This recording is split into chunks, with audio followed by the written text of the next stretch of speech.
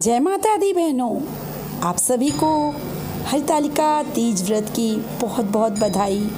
आज फिर से हम आपके समक्ष पौराणिक कथा लेकर उपस्थित हुए हैं जो स्वयं भगवान शिव जी ने माता पार्वती को सुनाई थी और उनका पूर्वजन्म याद दिलाया था।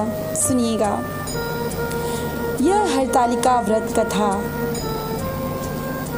माता पार्वती को सुनाते हुए भगवान शिव ने कहा, हे गौरा, पिछले जन्म में तुमने मुझे पाने के लिए बहुत ही छोटी उम्र में कठोर तप और घोर तपस्या की थी।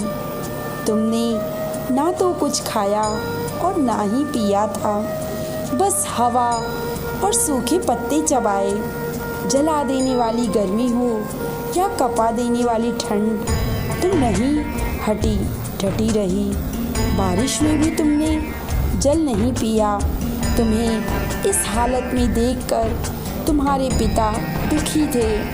उनको दुखी देखकर नारद मुनि आए और कहा कि मैं भगवान विष्णु के भेजने पर यहाँ आया हूँ।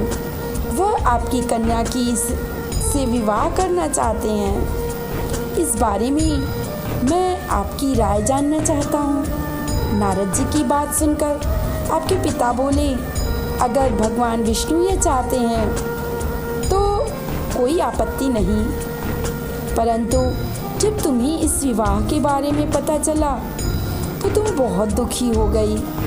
तुम्हारी एक सहेली ने तुम्हारे दुख का कारण पूछा तो तुमने कहा कि मैंने सच्चे मन से भगवान शिव का वरण किया है, किंतु मेरे पिता मेरा विवाह विष्णु जी के साथ तय कर दिए हैं। मैं विचित्र धर्म संकट में फंसी हूँ। अब मेरे पास प्राण त्यागने के सिवाय और कोई उपाय नहीं बचा। तुम्हारी सखी बहुत समझदार थी। उसने कहा, प्राण छोड़ने का यहाँ कारण ही क्या है? संकट के समय हमेशा हमें धैर्य से काम लेना चाहिए। भारतीय नारी के जीवन की सार्थकता इसी में है, जिसे मन के अपना पति रूप में एक बार वो वरण कर लेती है, जीवन पर्यंत उसी के साथ निर्वहन करती है। मैं तुम्हें घनघोर वन में ले चलूँगी, जो साधना स्थल भी है, और वहाँ तुम्हारे पिता तुम्हें खोज भी नहीं पाएंगे। मुझे पूर्ण विश्वास है कि ईश्वर अवश्य तुम्हारी सहायता करेंगे। तुमने ऐसा ही किया।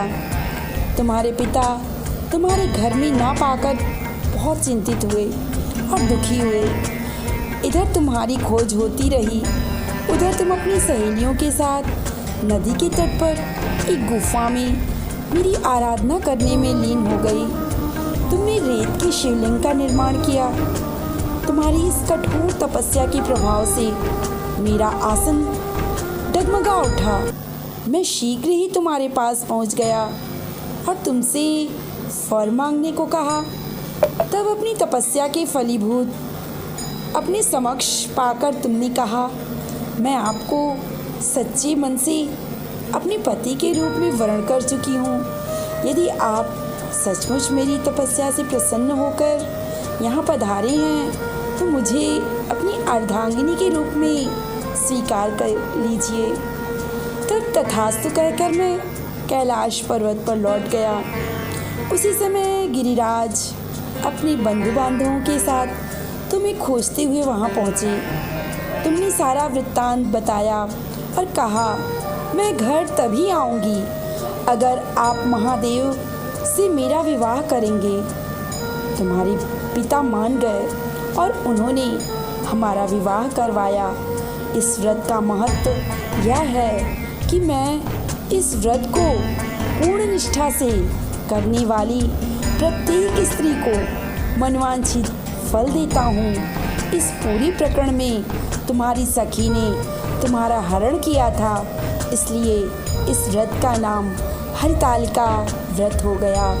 और तब से आज तक सभी सुहागिनें कुंवारी कन्याएं मनचाहा पति के वरण हेतु इस व्रत को करती हैं।